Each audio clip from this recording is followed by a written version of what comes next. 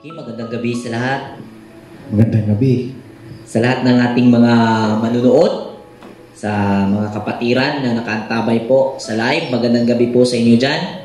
Sa ating mga kapatiran dyan sa ibang bansa, magandang gabi. Sa Cebu, sa ating mga kapatiran sa Negros, at sa ating mga kapatiran dyan sa Luzon, at sa ating kapatid na sa Agusan, Brother Kate Maglasang, magandang gabi sa iyo, bro. Welcome sa ating live, sa ating pagtatalakay ngayon sa aklat ng Corinthians o 1 Corinthians. Ngayon po ay nasa chapter 13 po tayo. So bago natin simulan ang ating pagtatalakay, hingan natin ng opening prayer ang ating kapatid, Brother Peter, para sa pagsisimula. Magandang po ta, mga kaigsoon. Amahan na mo ang langit nun din kagabiyon. Kami ng liya ng liupo na magyahan kami sa among pagtuon sa sulat ng San Pablo ng sa Corinto nga kini maghatag na mo katinawan sa buot nga ipasabot. Amahan na mo ang langit nun, mga ni tabang o ipadala imong banal nga espiritu aron makahiya na mo sa matag-usa nga nagkinahanglan ng mga kaigsunan buot pang nga makaton amang banal. Sa gabing ito kami po hihingi ng kapatawaran para malinis po ang aming puso sa bawat isa, para handa po ang bawat isa na matuto sa lahat ng pag-aral. Mangbanal sa lahat ng itong papuri, tanging sa iyo lamang, sa pamagitan na iyong bugtong anak na aming Misaya, Yahushua. Amen. Amen. So once again, magandang gabi sa lahat. Magandang gabi. So naging natalakay po natin sa nakaraang chapter ay ang tungkol sa mga hiyas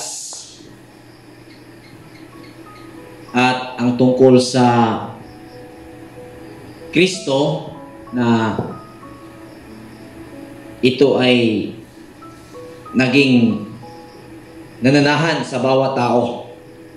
Okay, so ngayon po sa pagpapatuloy, muli ko pong ipapaalala sa lahat ng mga manunood, sa mga makapanood, na ang aklat ng Korinto po ay hindi po kaya kailangang paghiwa-hiwalayin, kundi ito po ay magkakarugtong. Kung kaya't ang ginagawa po ng Torah Community, inaaral po natin ito, binabahagi po natin ito chapter by chapter, at magkakasunod po ito lahat, dahil kung tutusin, ito ay isang sulat lamang from first chapter until chapter 16. Ito po ay isang chapter, isang sulat lamang.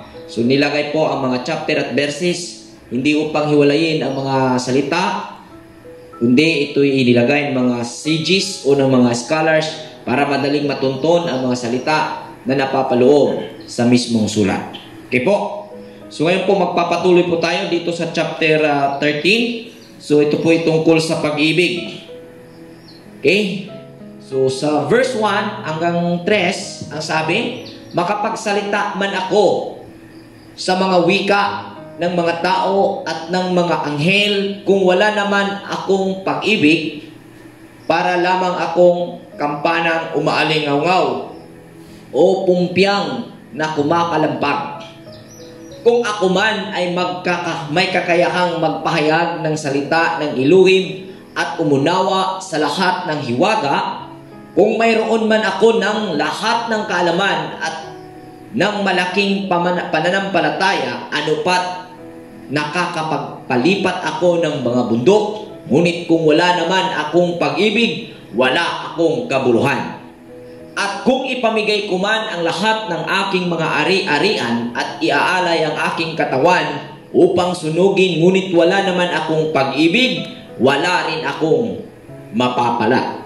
So, naging continuation po ito ang salaysay ni Apostol Pablo sa naging ulat sa chapter 12, kung saan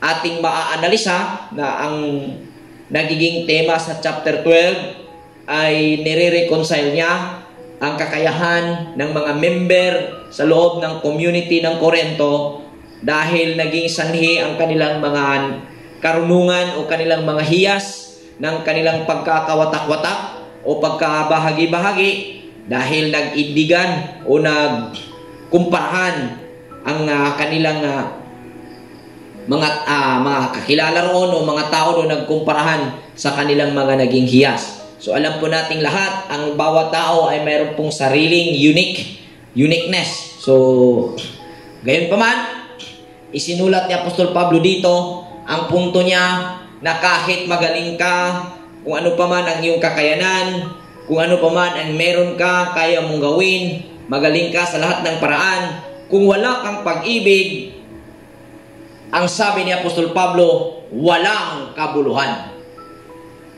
Ginamit niya ang kanyang sarili upang maging ehemplo na sabi niya, kung ako man ay makapagsalita sa wika ng mga tao, mga anghel, at makapag-interpret siya ng salita ng Elohim, kung siya'y walang pag-ibig, ang sabi niya, para siyang pumpyang na kumakalampag. Ibig sabihin, ingay lang ang meron, walang kapangyarihan.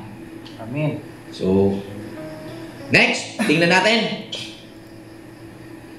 So, ang nagiging nakita natin dito sa chapter 13 ay pag-ibig. So, ano ang pag-ibig? Gayunpaman, Brother Peter, napakarami po ng mga tao na naging martir dahil sa pag-ibig. Okay.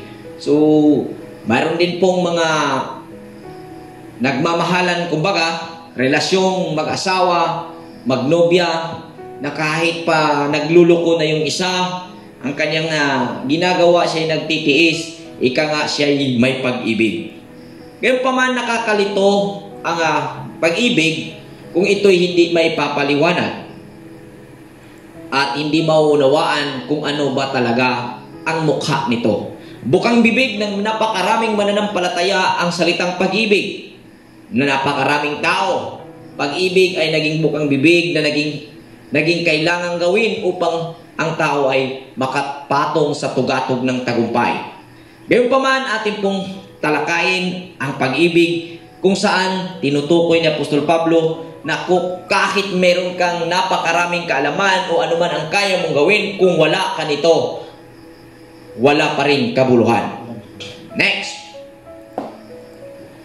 So, naggawa tayo ng guide question. Ano ang pag-ibig? So, ano ang pag-ibig na sinasabi ni Apostol Pablo? Sa 1 John chapter 4 verse 20, basahin po natin. Unang Juan kapitulo 4 versikulo 20.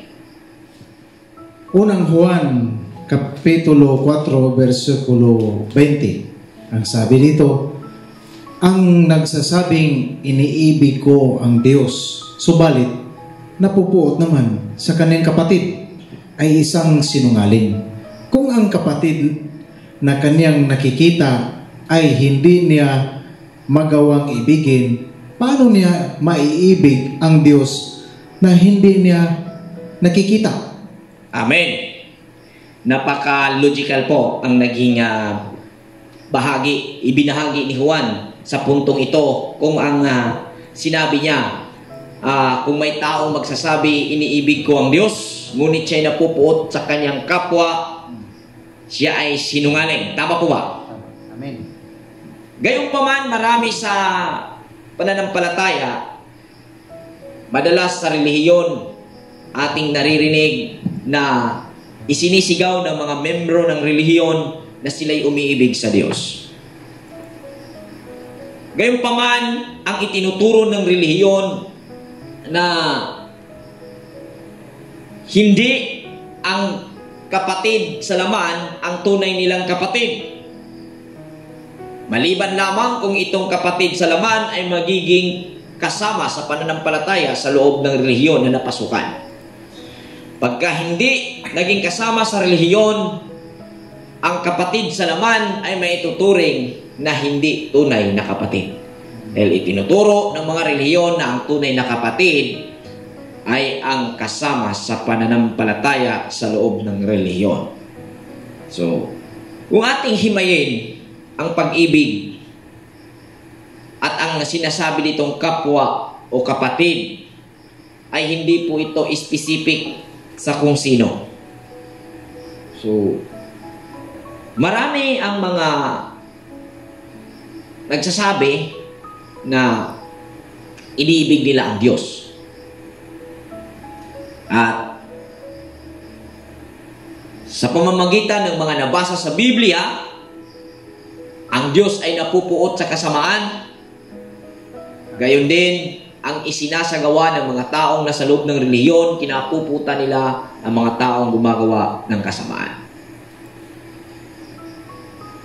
At dito ka magkakaroon ng critical na analysis kung saan nakakalito na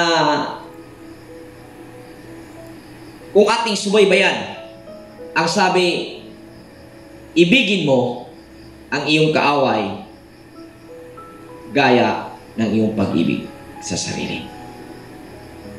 Iniutos o naimungkahi sa Biblia rin mababasa na ibigin ang kaaway.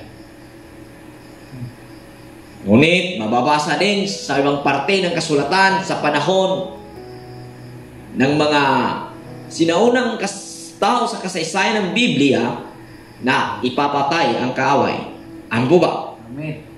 Wala pong naging malinaw na pahayag tungkol sa kung ano ba talaga ang pag-ibig. Dahil kung ating ipiluso po na inimungkahi ng Biblia na ibigin ang kaaway at ang pinakakaaway na tinutukoy dito ay si Satanas, naging kaibigan mo o naging may pag-ibig ka ni Satanas. Dahil kung kaaway ang tutukuyin, walang ibang kaaway kundi si Satanas. So ngayon po, ibabahagi po natin kung ano ang pag-ibig. So, next verse. Sa Matthew chapter 6 verse 2. Unsa gini siyang gugma ato ning himayon kung unsa ni siyang maigsoon aron natong mahatagag katinawan sa igdulungog sa atong mga tigpaminaw kung unsa ning gugma aron sa dihang atong himuon kita nakasigurado ang atong giingon gugma iya gayud sa magbubuhat kay kini nakita nato nga dunay hulagway sa gugma. Amen. Amen. Okay? Matthew chapter 6 verse 2. Kaya nga kapag naglilimos ka, wag mo nang ipag-ingay pagaya ng ginagawa ng mga mapagkunwari. Naglilimos sila sa mga sinaguga at sa mga lansangan upang sila'y mapuri ng mga tao.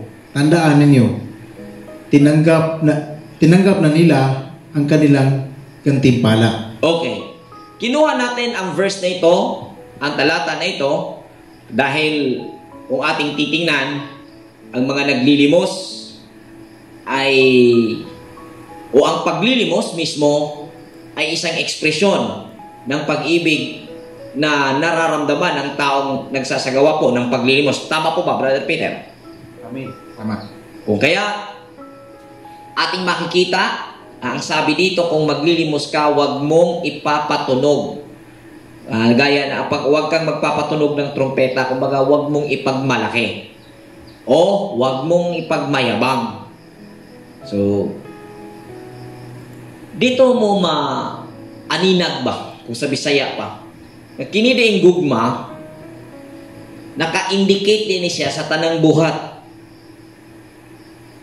Unya, kung masayop ka paghimo, instead gugma, ang imong ibutang dito, samtang ikaw magahimo sa maong buluhaton, nga imong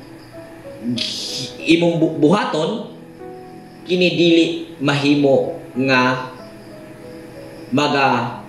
gikan sa giingon nga gugma nga diha ng daan sa tao. Amen po ba? So, siya magpabuhakan.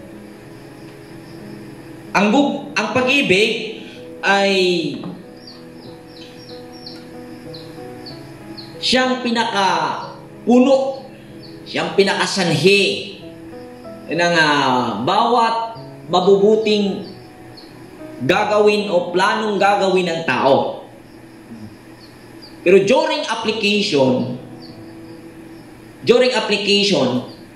sa bagay o sa gawa na naipush ng naka-built-in na love sa every individual person, during application, doon nagkakamali ang tao. Dahil sa decision making, during ang tao ay magsasagawa sa pagbibigay, ekspresyon ng kanyang pag-ibig, habang isasagawa ng tao ang bagay na iyon ng pagbibigay, Brother Peter, automatically, ang isipan ng tao aandar yan. Yan yung normal. Yan yung normal na nagaganap. At may dalawang pagpipilian. Pwedeng makita niya roon na patahimik niyang ipamigay, patahimik niyang gawin. So, yung iba rin, nag-iisip na i-bandera ang pagbibigay. Gayunpaman, ang kumakalat na pagkakaunawa, Brother Peter, pagka na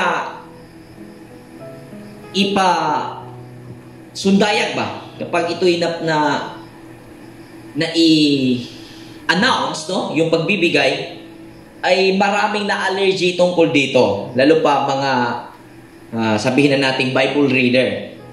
Dahil nga, pagka nabasa kasi sa Biblia, pagka iyong ipinapaalam, ay parang lumalabas na nagmamayabang.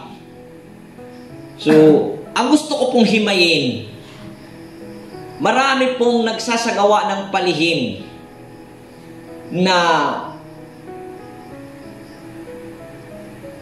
ginamit ang nakasulat sa Biblia na kapag tahimik na ibinibigay ay may pag-ibig.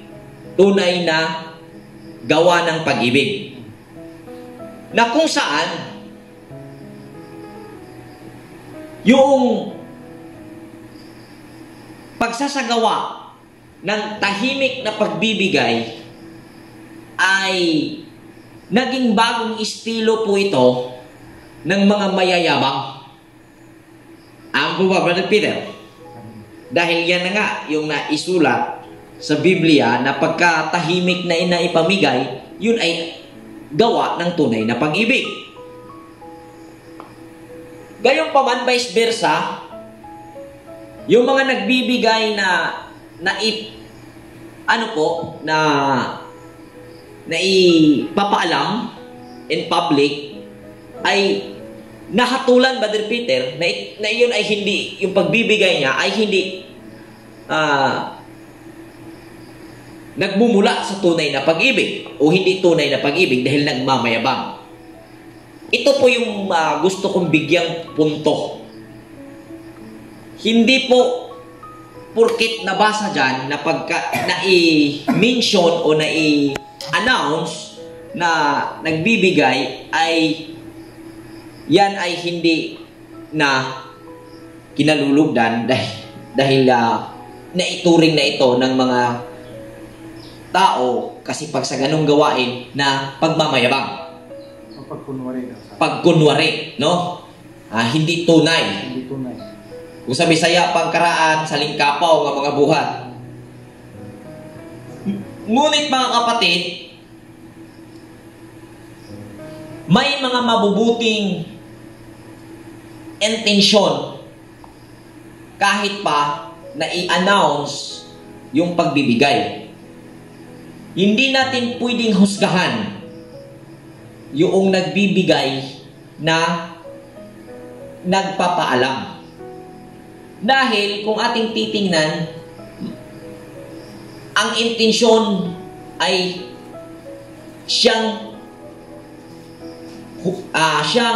magiging pinakabasihan ng kanyang ginagawa. Gaya ng sinabi ng Misaya, hindi siya humuhusga base sa narinig at nakikita. May mga nagbibigay na lantaran na ang intensyon nila is to encourage sa iba na gumawa sa ganong ginagawa nila. Mayroon ding nagtahimik na magbigay na may tahimik din na agenda to convince sa kinauukulan na binigyan na sa pamamagitan ng kanyang ginagawa ay magiging patunay iyon na siya ay may dalisay na pag-ibig. So sa makikita natin sa naging pag-uusap na ito, ang intensyon ang batayan kung ang ginagawa ba ng tao ay may pag-ibig. Gaya nga ng sinabi ni Apostol Pablo na hindi naman masama na magkaroon o magkakaroon ng iba't ibang kaalaman patungkol sa lingwahe, no? At sa pag-interpret ng Biblia, hindi masama yon. Pero kung walang pag-ibig, walang kabuluhan yon. Ibig sabihin nun, kung ginagawa mo iyon na ang iyong intensyon ay manghambog, kahit marunong ka pa, magaling ka pa, wala pa rin iyong mabubuting idudulot.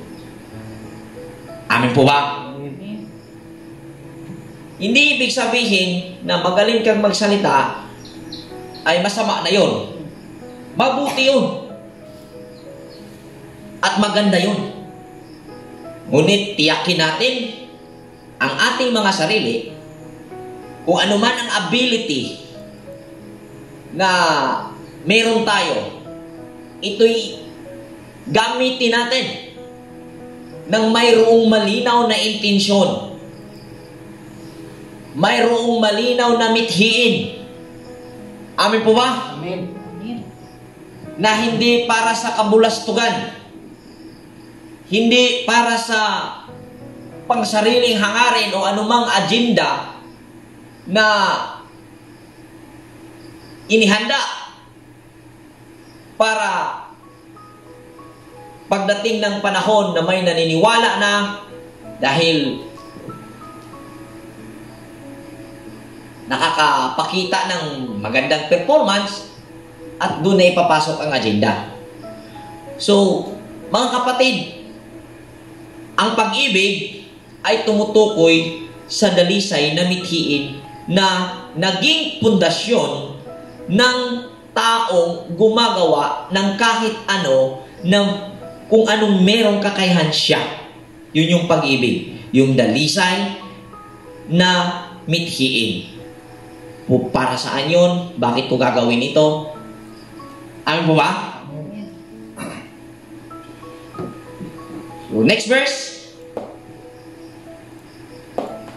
2 Corinthians chapter 9 verse 7. 2 Corinthians chapter 9 verse 7. Ang bawat isa ay dapat magbigay ayon sa sariling pasya, maluwag sa loob at di napipilitan lamang, sapagkat iniibig ng Diyos ang kusang nagbibigay ng may kagalakan. Okay. Kahit pa na-i-announce yung kanyang pagbibigay, kung ang requirements na ito ay naka-indicate doon sa person na nagbibigay, it's either tahimik na ibinigay yon o na-i-mention man yon o na-i-mantala na pagbibigay, ay maituturing na gawa iyon ng kanyang pag-ibig. Amin po ba? Without any agenda na pang-sariling kapakanan ang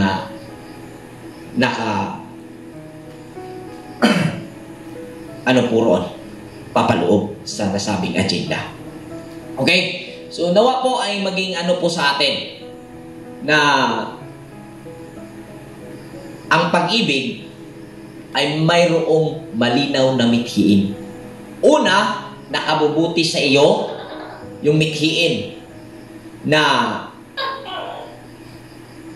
naging pundasyon ng pagsisikap mo dahil kung ano yung mayroong kakayahan ka na ginamit mo. Kung saan yung benepisyo na malinaw na mithiin, ikaw ang una, galing din ang magiging ganap sa kapwa mo. In other words, win-win po ang magiging makikitang resulta habang isinasagawa ang plano tungkol sa bagay na ginagawa o gagawin. Ano ba? Kailangan ang pag-ibig ang magiging makikita. At ito ay may malinaw na mithiin na nakakabuti sa iyo at sa kapwa.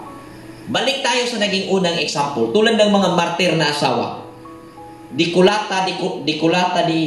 Ano pa yan? Ng mga asawang lalaki. Nanatili pa rin. No? Dahil sa pag-ibig. Ngunit wala ni isa sa atin na ginawa o nandito sa mundong ito na isinilang ka para maghirap sa buong buhay mo dahil sa nasabing pag-ibig. Wala. So kung ano man ang iyong ginagawa, unang titingnan mo na iyan ay nakakabuti ang sarili mo. Kung nakakabuti sa iyo, mabuti. Pero wag mong i-close ang investigation tungkol sa bagay kung ano yung ginagawa mo. Tingnan mo kung ano ang magiging epekto sa kapwa mo. Pag naging mabuti sa iyo at naging mabuti sa kapwa mo, yan ang pag-ibig. Amen po ba? Pag naging mabuti sa iyo at hindi naging mabuti sa kapwa mo, hindi yan pag-ibig. Dahil ang pag-ibig po, win-win po siya. Pag naging mabuti sa kanya at naging nakasasama sa iyo, hindi pag-ibig yan. Ang po ba? Kailangan po natin makita ang ganong itsura o ganong pamantayan nang sa gayon po ay mauunawaan po natin ang pag-ibig. Ano man ang kakayahan na meron tayo at ginamit natin sa pang-araw-araw, kung ito ay nakakabuti sa atin, continue mo po yung analysis. Pag nakita mong nakakabuti sa kapwa mo, ipagpatuloy mo dahil pag-ibig ang naging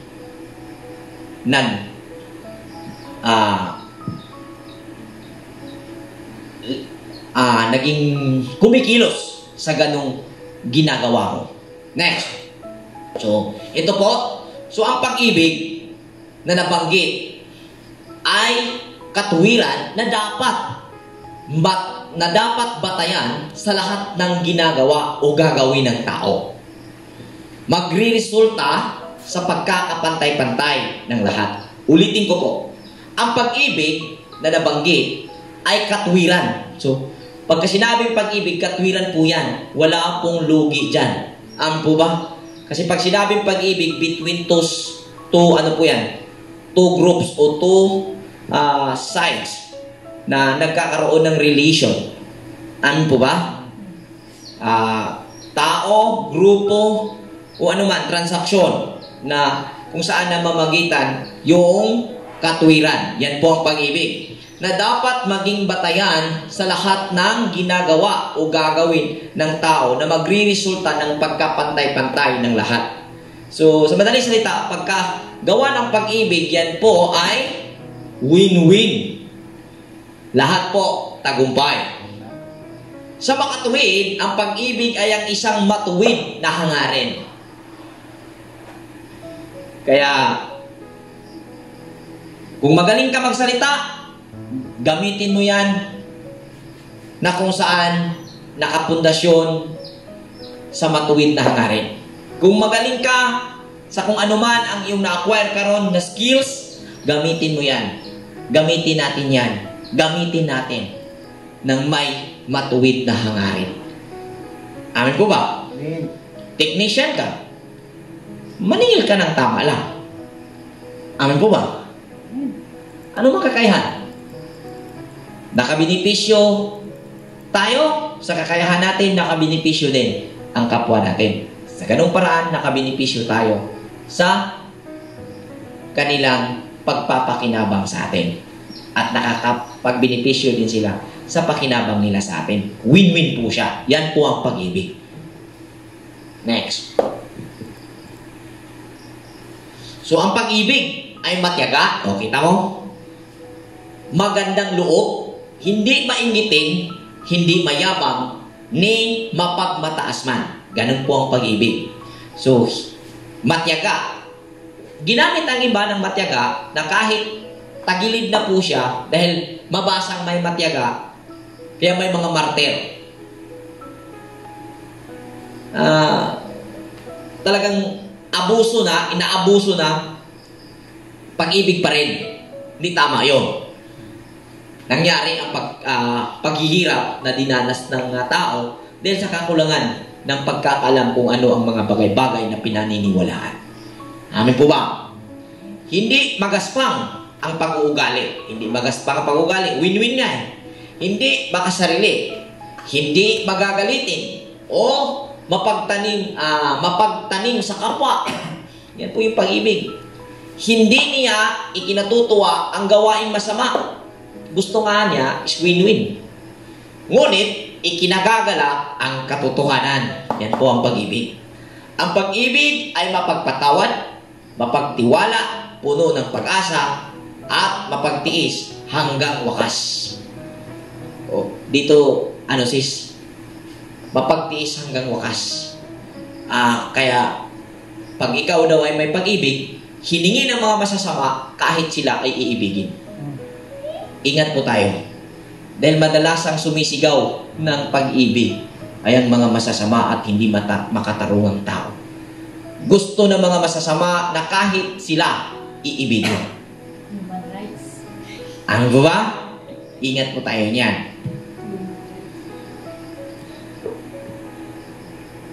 Tama po ba? Yan ating napapansin. Ang gusto ng mga masasama, ang isinisigaw ng mga masasama sa mga taong mabubuti, sinisigaw nila, kung tunay na kayo ay mabuti, ibigin nyo kami. Yun po ang isinisigaw. Ano po ba? Sinisigaw ng masama na sila'y iibigin. Mayroong tayong application kung paano ibigin ang taong masama. Hindi po ang kasamaan niya, kundi sa tao. Sa paraang bahagian natin sila sa kung ano ang tama. Pag ayaw nila, wala na po tayong magagawa nun. Pero still, umiibig tayo sa kanila. Kung sakaling sila ay magbago at lumapit sa atin, tutulungan natin sila. Amin po ba?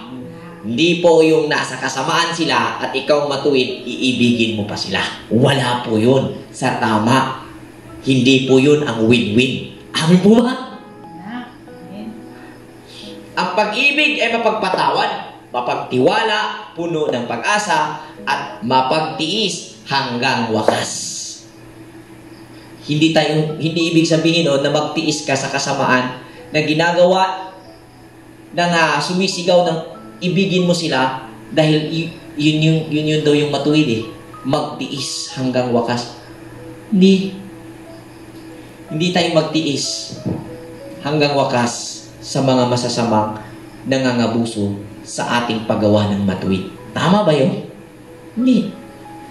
Ibig sabihin, magtiis hanggang wakas, kung mayroong masama na lalapit, patatawarin at tutulungan. Sino na naman? Tulungan. Hindi po yung siya yung pabalik-balik. Yun ang nga sinasabi ko, Brother Peter. Ang masasama, palagi ko itong sinasabihin, ang masasama ngayon, humihingi ng pag-ibig sa mga mabubuti. Dahil gusto nila at kanilang itatanghal kang tunay kang matuwid kung silang masasama o masasama nilang gawain ay iibigin mo. Yan po ang ating babantayan. Next verse. Matapos ang ang kakayahang magpapahayag ng salita ng Elohim, titigil rin ang kakayahang magsalita sa iba't ibang mga wika. Mawawala ng kaalaman, ngunit ang pag-ibig ay walang hanggan. Okay? Hindi pa lubos ang ating kaalaman at ang kakayahan nating magpahayag sa mensaheng mula sa Elohim. Ngunit pagdating ng ganap, mawawala na ang di ganap. So, pagdating ng ganap, mawawala ang di ganap. Kailan dumating ang ganap? Sa panahon, sa oras ng realization. Sa bawat bagay na ginagawa, mayroong tamang panahon na ito ay hihinog. Bawat paghinog po ito, hindi po ito ang pagbalik ni Kristo o ni Jesus na kung saan ikinabit na interpretation ng mga pastor o ng mga reliyosong tao na nagbabasa ng Biblia at nagtuturo at nagbabahagi sa mga tao na si Jesus ay babalik na nagkakatawang tao sakay sa mga alapa. Hindi po yun. Magkakaroon tayo ng pagtatalakay niyan pagdating po natin sa chapter 15. Abangan po natin yan. Ngunit, anong ako'y bata pa, ako'y nagsasalita, nag-iisip at nangangatwirang tulad ng bata. Ngayong ako'y mayroon ng sapat na gulang, iniwan ko na ang mga asal bata. So, yan po ang sinasabi niyang ganap pag ikaw ay darating sa mature situation. Amen po ba? Amen. Sa kasalukuyang tila malabong larawan ng nakikita natin sa salamin, ngunit darating ang araw na harapin nating makikilala ang Elohim. Bahagya lamang ng mga nalalaman ko ngayon, ngunit darating ang araw na malulubos ang kaalamang ito, tulad ng lubos na pagkakakilala niya sa akin. Next. So, last verse, ang sabi nito, kaya ang tatlong ito'y nananatili. Una, ang pananampalataya. Pangalawa, pag-asa. Pangatlo, pag-ibig. Ngunit, ang pinakadakila sa mga ito ay ang pag-ibig. Bakit ang pag-ibig ang pinakadakila? Pananampalataya, ano ba ito? Pananampalataya, syempre, pananampalataya sa Diyos, sa Elohim. Ano ba ang Elohim? Ang Elohim ay ang pagkamatuwid na sistema na naikabit sa ating pagkatao, sa ating whole being upang ito'y ating gamitin. Ang sistemang ito, patuloy na umiikot ito sa buhay natin, sa pribilehiyo ng buhay.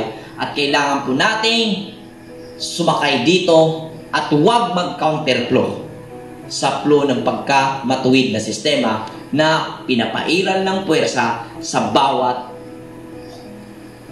tao o pagkatao. Amen po ba? Amen. Pag-asa. Pag-asa. Umaasa dapat sa proseso ng pagkamatuwid. Magtiwala sa proseso. Trust the process. Amen po ba? Amen. Huwag mag-shortcut. Pag any shortcut na pamamaraan is violation. Amen po ba? Any shortcut na pamamaraan is violation. Bakit? Gusto mong maging mayaman? Kailangan mong magtiyaga. Kailangan mong paghirapan. That is the process. Amen po ba? Sabi nga sa networking, trust the process. Trust the process. Kung mag-shortcut ka, gambling ang kalalabasan po nun. Amen po ba? Ganun po yun. So, pag-ibig, ito yung pinakadakila.